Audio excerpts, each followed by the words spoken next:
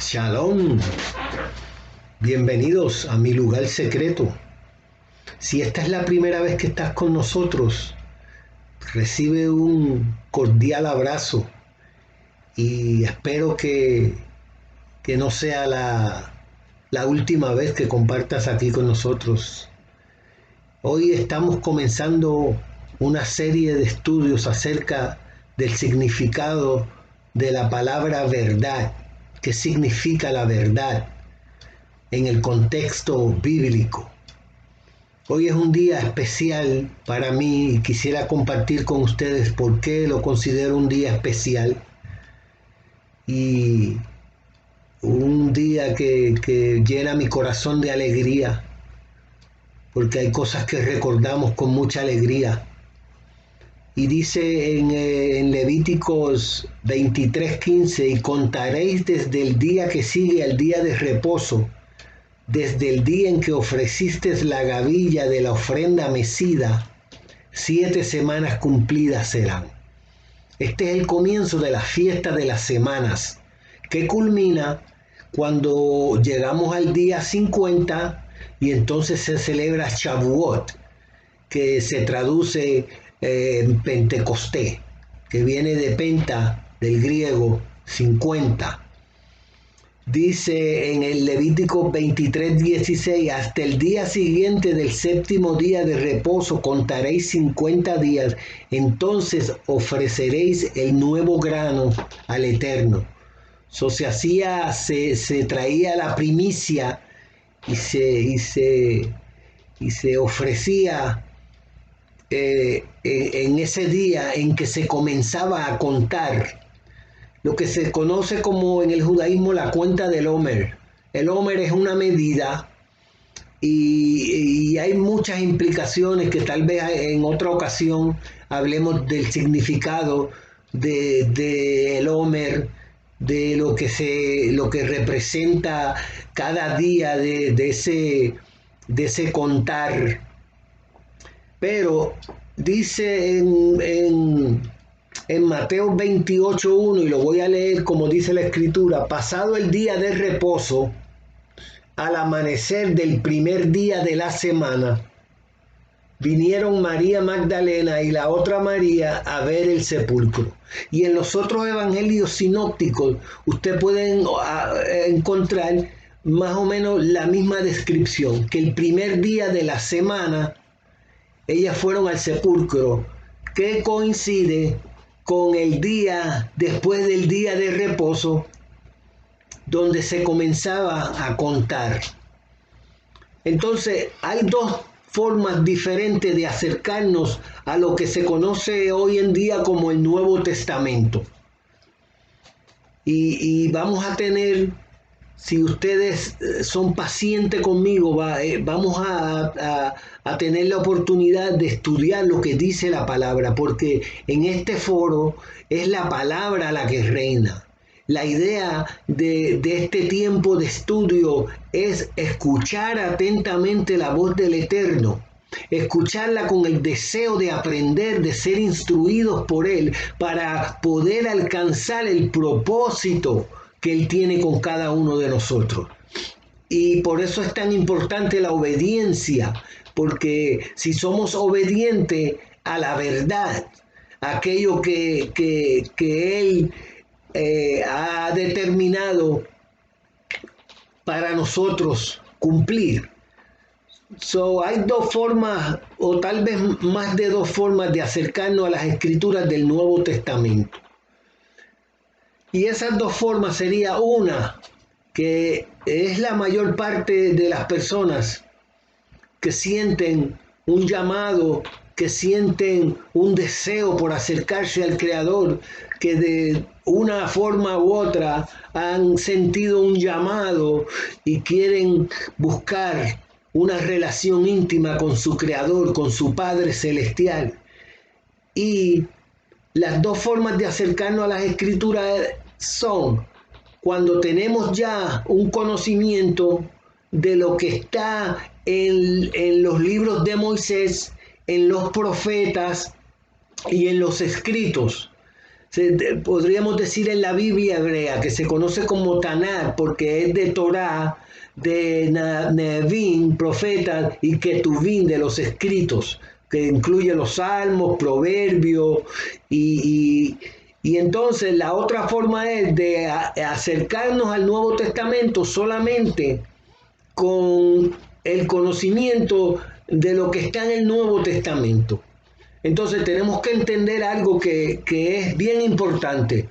Ninguno de los escritores del Nuevo Testamento, ninguno de ellos tuvo en sus manos un Nuevo Testamento.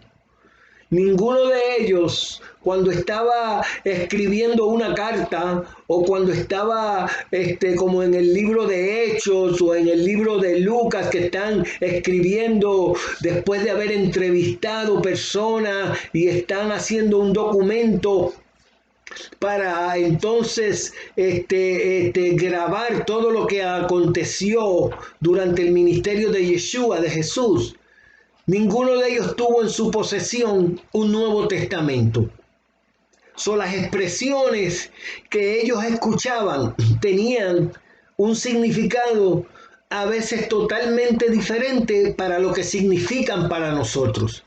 Porque cuando nos acercamos a las Escrituras sin tener un conocimiento de lo que dice la Torá, la ley, de lo que dicen los profetas, que siempre venían con un mensaje en relación al pacto, a la ley, a la Torá que le fue entregada a Moisés, a Moche. Entonces ya ellos tenían ese trasfondo histórico, ya ellos tenían un conocimiento.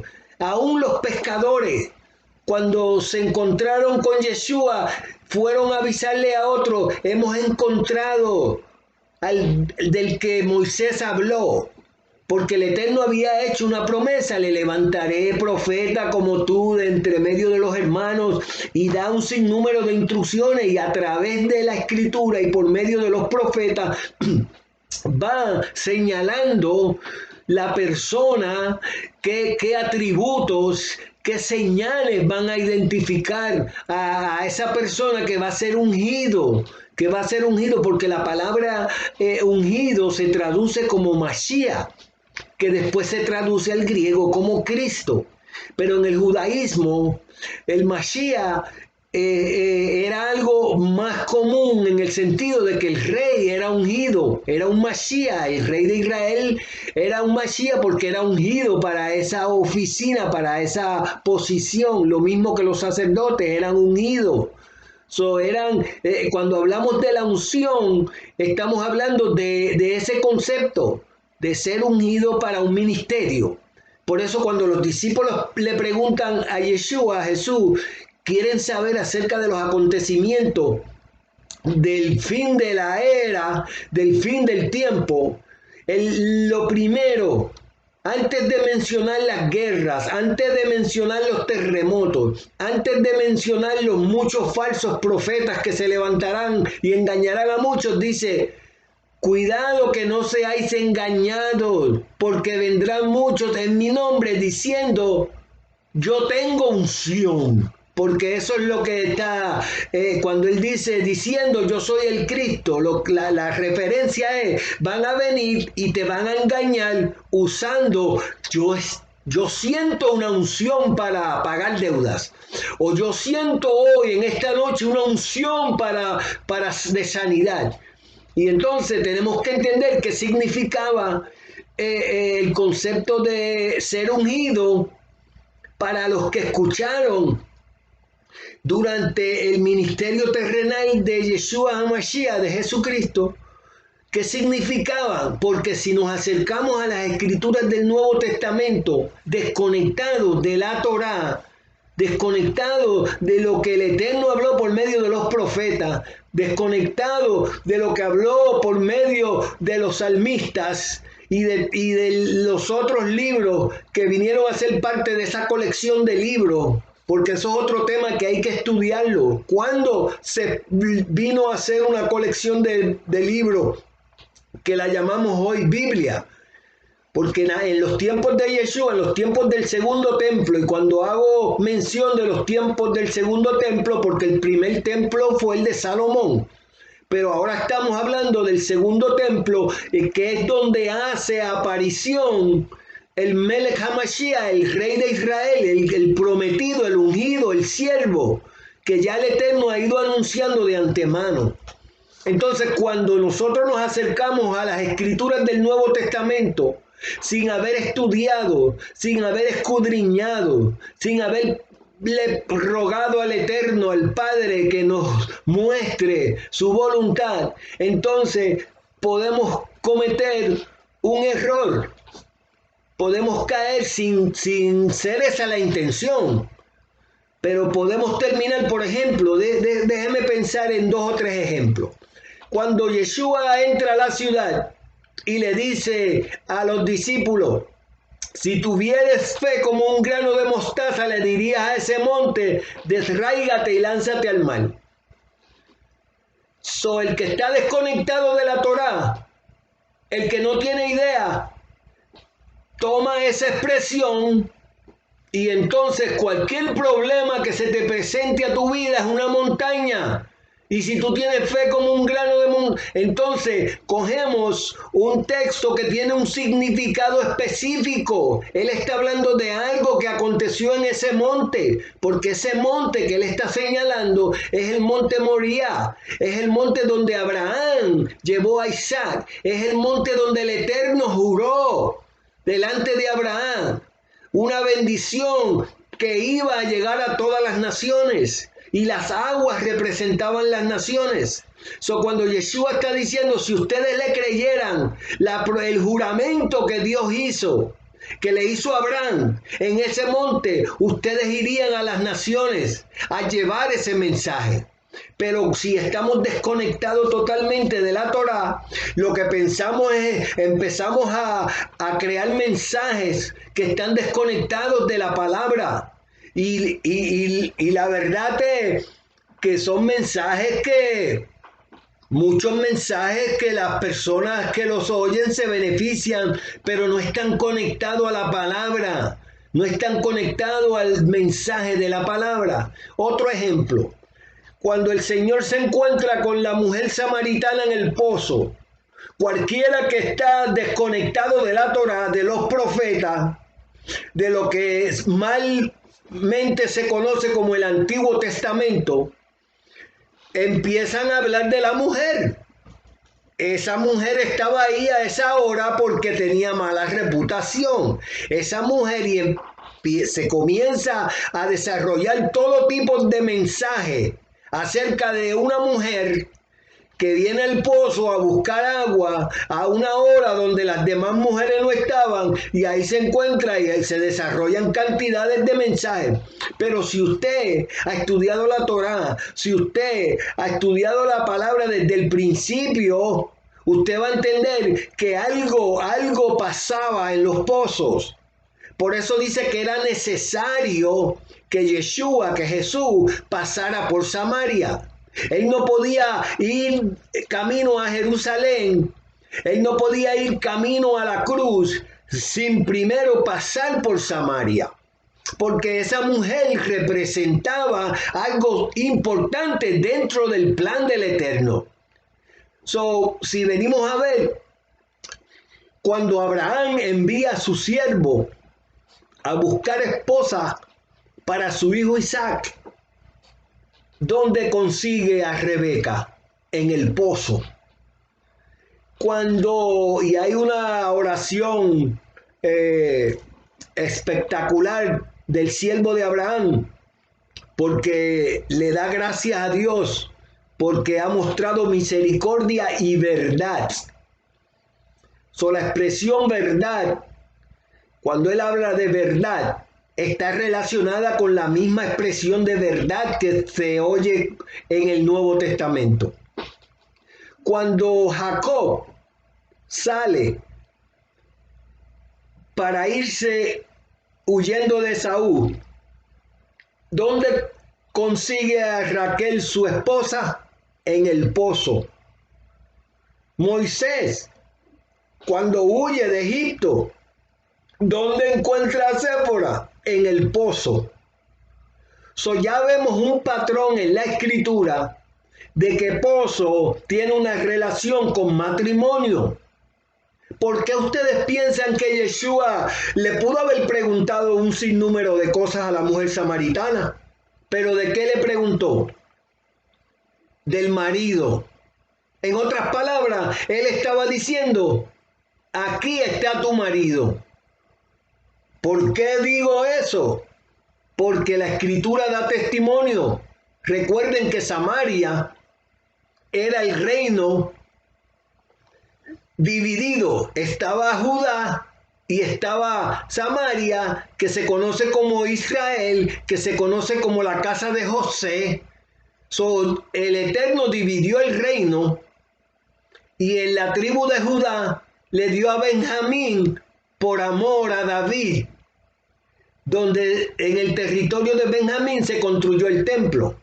¿Por qué se construyó? Ese es un tema para hoy, en otra ocasión, pero quiero seguir hablando del tema que nos concierne hoy. Cuando nos acercamos a las escrituras, sin un trasfondo de lo que dice la Torá, la ley, de lo que dice, y tenemos que recordar que ley es una traducción verdaderamente que le hace injusticia al texto, porque Torá viene de la raíz del arte de enseñar a un niño a usar el arco y la flecha para dar en el blanco. De la misma forma que pecado, transgresión es fallar el blanco.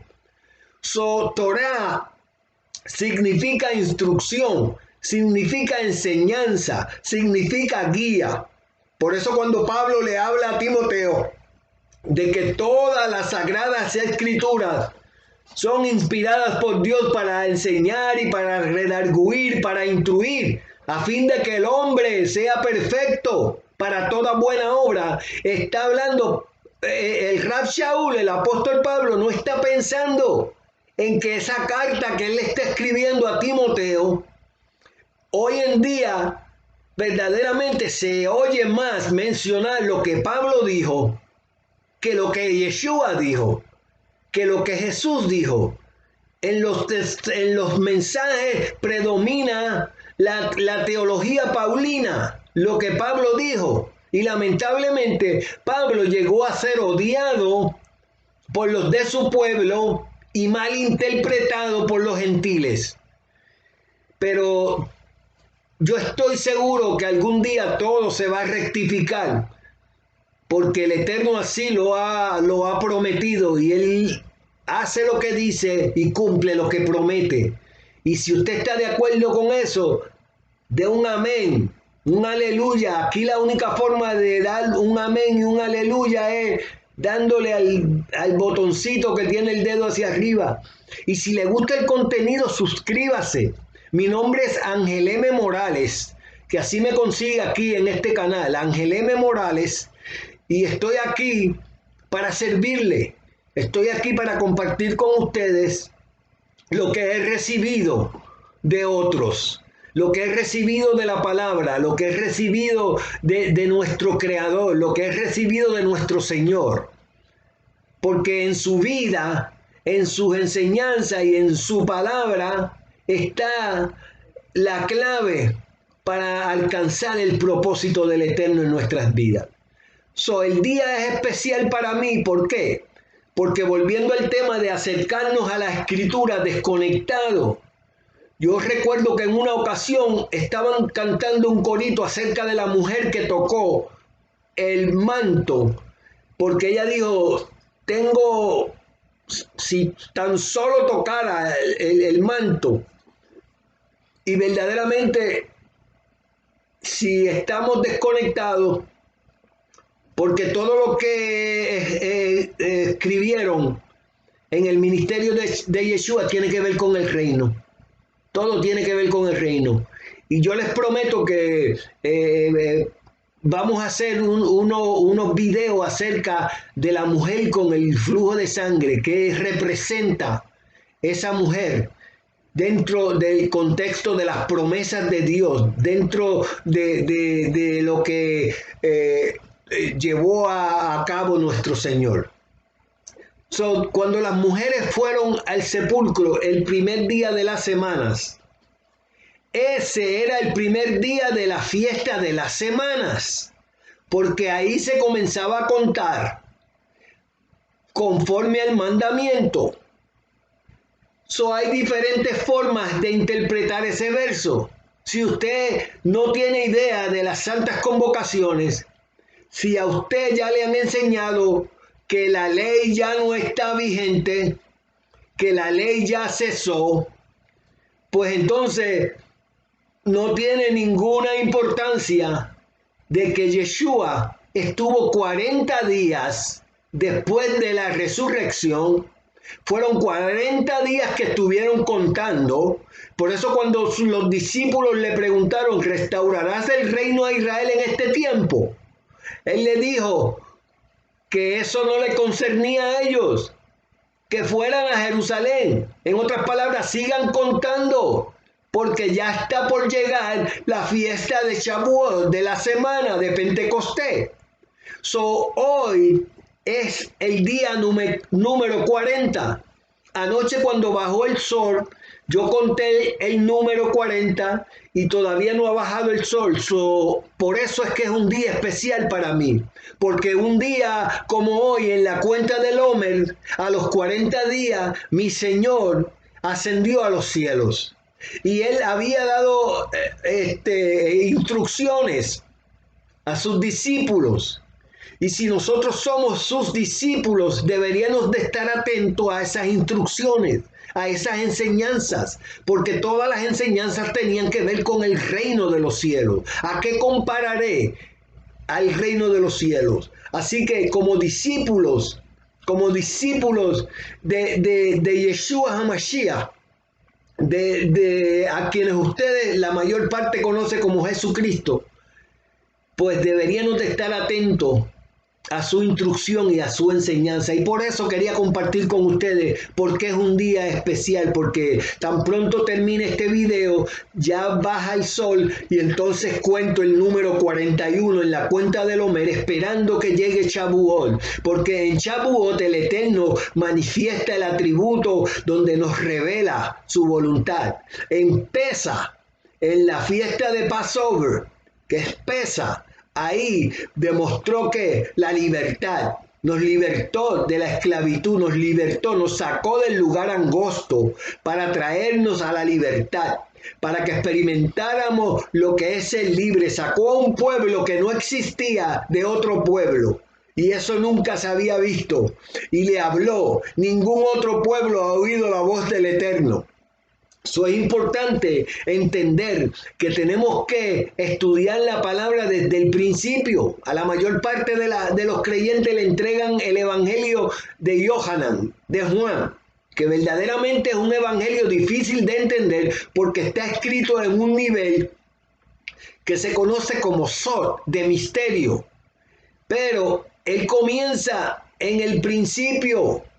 La primera palabra que él usa es: vayan al principio, comiencen en el principio, porque en el principio, esa expresión creadora, esa expresión que dijo sea la luz y fue la luz, esa expresión que separó las aguas de la tierra, esa expresión que creó y ordenó que la tierra produjera alimentos, esa expresión que estaba allí, es importante entender el significado del propósito del Eterno en cuanto a la redención para el ser humano.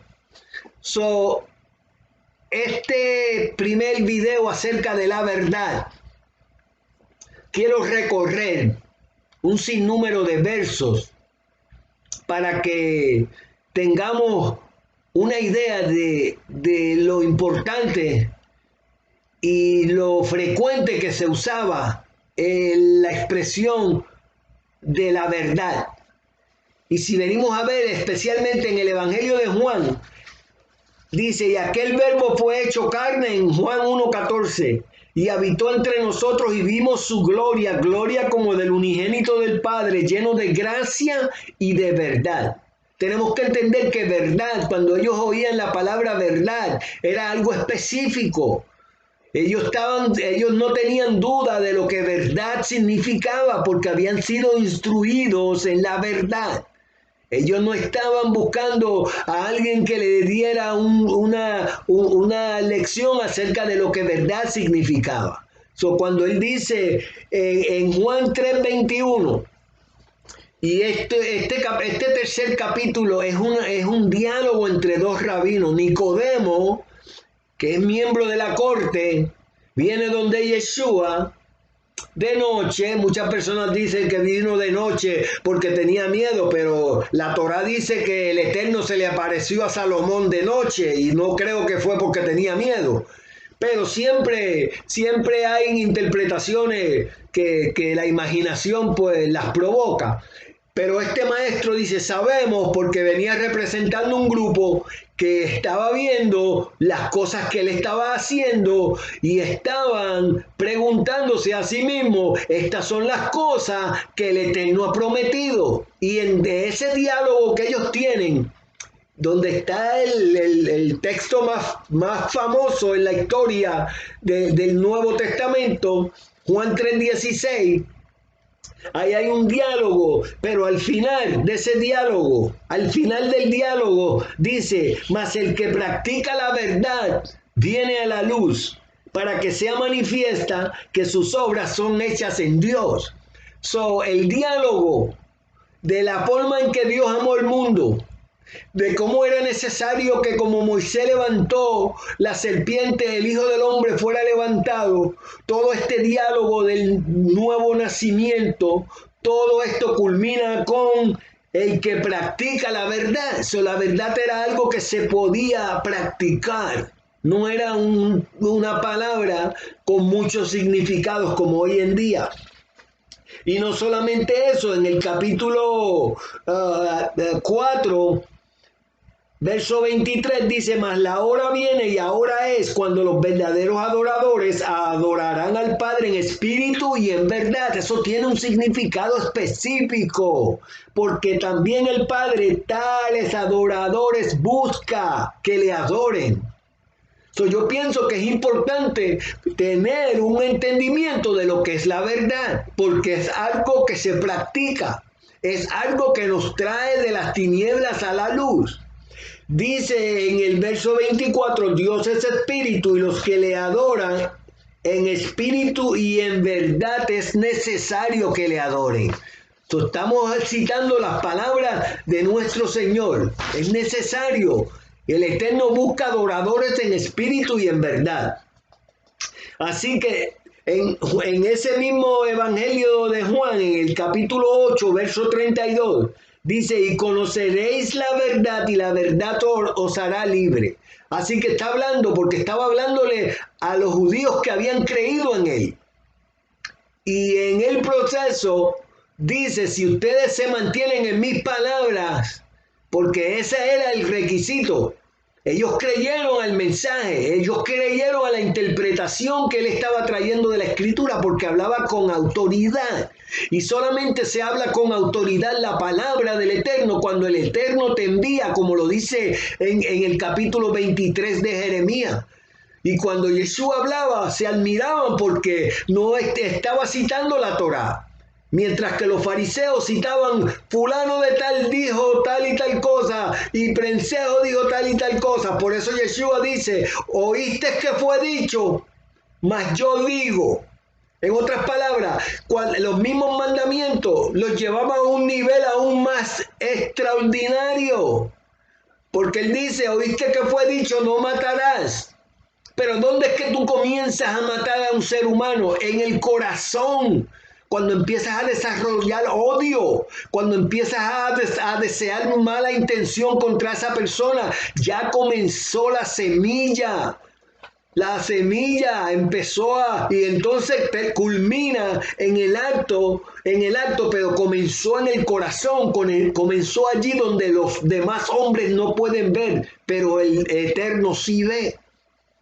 Así que el nuevo, cuando él le dice, yo soy el camino, eso está en Juan 14:6, yo soy el camino, la verdad y la vida, y nadie viene al Padre sino por mí. ¿Qué significaba eso para las personas que estaban escuchando esa expresión? he tenido la bendición de ir unas cuantas veces a Israel.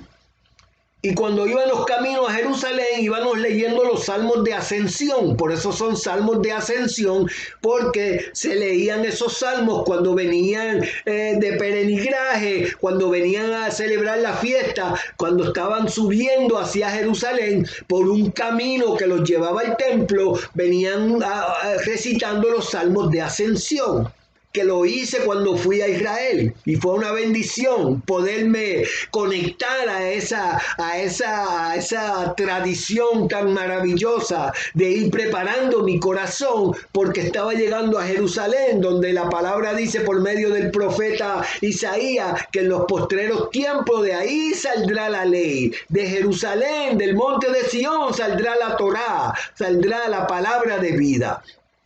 Entonces ese camino se conocía como el camino, no un camino, el camino.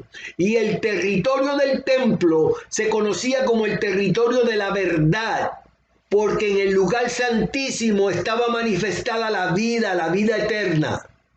Cuando Yeshua dice yo soy el camino y la verdad y la vida y nadie viene al Padre, está presentando lo que está por acontecer. Está presentando que se abre un nuevo camino, como dice Hebreo, teniendo libertad para entrar al lugar santísimo por el camino nuevo. Hay unos requisitos para poder acercarnos por ese camino nuevo, pero esta no es la clase de esos requisitos, que quiero mantenerme en la verdad. ¿Qué significa la verdad?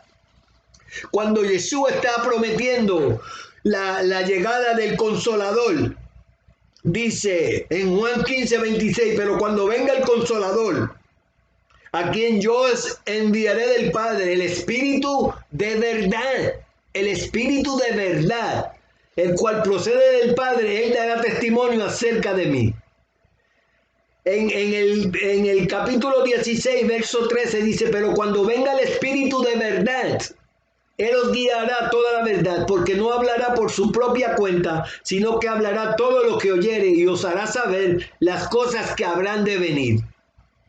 En la oración del capítulo 17, en el verso 17, dice, santifícalos en tu verdad, tu palabra es la verdad. Nosotros es necesario que podamos entender lo que verdad significa desde el punto de vista de la Escritura, desde el punto de vista de la revelación divina, porque es por medio de esa verdad que nosotros hemos renacido. Por eso dice la Escritura, siendo renacido por medio de la palabra de verdad. Pedro dice en una de sus epístolas que nuestras almas son purificadas por la obediencia a la verdad.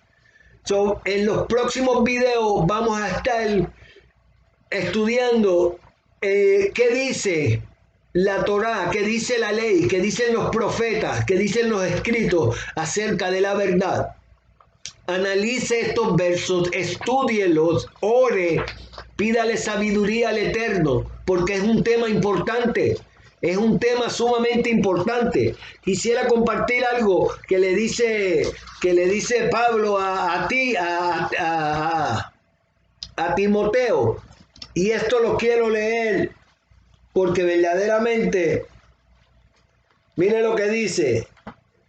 En el capítulo 4 del segundo libro dice, te encarezco delante de Dios y del Señor Yeshua HaMashiach, Jesucristo, que juzgará a los vivos y a los muertos en su manifestación y en su reino, que prediquen la palabra, que instes a tiempo y fuera de tiempo, redarguye, reprende, exhorta con toda paciencia y doctrina, porque vendrá tiempo cuando no sufrirán la sana doctrina, sino que teniendo comezón de oír, se amontonarán maestros conforme a sus propias concupiscencias y apartarán de la verdad el oído y se volverán a las fábulas. Y yo lo digo con dolor en el alma. Yo oigo una cantidad de fábulas. Se apartó el oído de la verdad y entonces se reemplazó con fábulas, porque es lo que oigo. No oigo la revelación de la palabra de Dios, sino fábulas, cuentos. Mire lo que le dice a Timoteo. Y este texto verdaderamente es un texto que nos debe de poner a pensar. Y hay una cantidad de textos que quisiera compartir con ustedes, pero el tiempo apremia, acerca de la verdad. El mismo Pablo en Romanos dice en el capítulo 1, verso 18, porque la ira de Dios se revela desde el cielo contra toda impiedad e injusticia de los hombres que detienen con injusticia la verdad. En el 1.25 dice, ya que cambiaron la verdad de Dios por la mentira, honrando y dando culto a las criaturas antes que al Creador, el cual es bendito por los siglos. Amén. En otras palabras, para ellos verdad tenía un significado específico. Para ellos verdad no era una palabra que tenía diferentes significados. Hay un verso cuando Pablo le dice a Timoteo, le hace una advertencia de que no se envuelva en discusiones porque son hombres corruptos que han dejado la verdad, para sacar beneficio de la piedad. Así que estudia estos versos. En el próximo video vamos a estar estudiando lo que dice la Torá, lo que dicen los profetas, lo que dicen los escritos acerca de la verdad. Porque por esa verdad somos santificados. La palabra habla de la verdad que está íntimamente relacionada a la gracia de Dios. La verdad nos santifica. La verdad purifica nuestras almas. Somos renacidos por la verdad. Es importante que usted estudie, ore, pídale sabiduría al Eterno, y lo espero aquí para el próximo video. Yo espero que se suscriba y que le dé a conocer a otros este foro que estamos tratando de levantar para proclamar la palabra de verdad. Aquí la opinión no tiene espacio. Aquí las tradiciones de los hombres se quedan afuera. Queremos oír atentamente la voz de nuestro Creador. Queremos escuchar cuál es la instrucción, cuál es el mensaje, cuál es la enseñanza, porque Él conoce nuestras necesidades. Y si Él conoce mi necesidad, yo lo que quiero es escuchar su instrucción, su enseñanza, que me diga qué hago, qué hacer, cuándo y cómo. Porque si Él sabe qué yo necesito y qué no necesito más que yo mismo. Que Dios los bendiga y los prospere en todo. Manténgase en alerta, cuiden a sus seres queridos, porque las cosas van a tener un fin espectacular. Porque tenemos promesas que son firmes, que son verdaderas. Nosotros tenemos una herencia ya que está reservada en el cielo para nosotros, para los creyentes, para aquellos que hemos respondido al llamado, al supremo llamamiento, para aquellos que nos deleitamos en escuchar la voz del Eterno, para aquellos que nos deleitamos en hacer lo que le agrada, para aquellos que sentimos que nuestro propósito en este mundo tiene un propósito divino, que estamos aquí con un propósito, que tenemos una misión que cumplir. Que Dios te bendiga, te prospere en todo. Y aquí queda tu siervo Ángel M. Morales. Suscríbete, dile aleluya todas las veces que quiera, amén todas las veces que quiera, y compártelo, porque la intención la conoce el Todopoderoso. Así que ya estamos llegando al día 41 y tenemos ansia de llegar a Shavuot, a la fiesta de la semana. Porque en esa fiesta dice en Hechos capítulo 2 que cuando llegó el día de Pentecostés, cuando llegó la fiesta de Shavuot, allí se cumplió algo, una promesa que el Eterno había dado, allí se manifestó. Y por eso vemos que habían allí judíos piadosos que habían venido de todas partes para celebrar la fiesta, porque esos judíos fueron los que fueron exiliados de la tierra, pero venían a cumplir la fiesta, a cumplir el mandamiento de que 3 veces al año se iban a reunir allí donde Él hiciera habitar su nombre. Y es importante entender dónde Él hizo habitar su nombre en este tiempo. Así que Dios te bendiga, Dios te guarde y Dios te cuide. Y hasta la próxima. Aquí queda tu amigo y tu hermano Ángel M. Morales.